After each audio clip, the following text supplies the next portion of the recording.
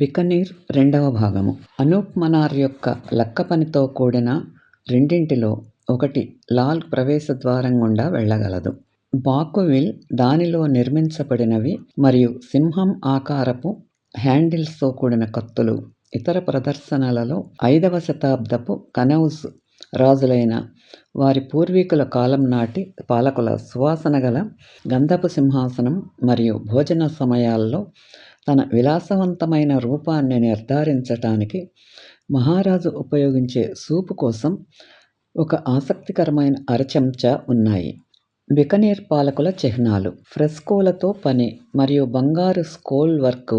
వాటిని ఇద్దరు సోదరులు చేశారు. వారికి పిల్లలు ఉన్నారు.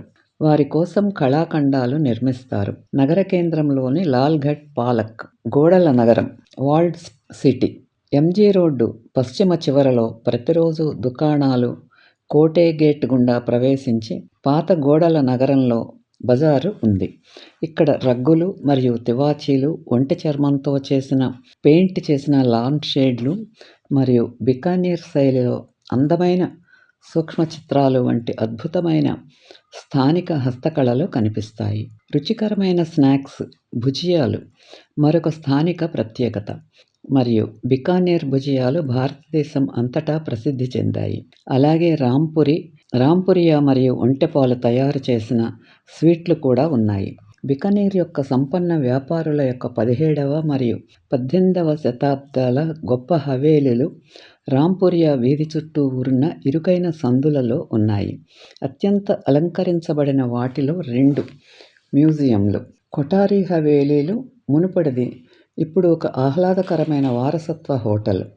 వాల్ సిటీ యొక్క నైరుతి మూలలో 16వ శతాబ్దం ప్రారంభం నాటి 2 జైన దేవాలయాలు ఉన్నాయి.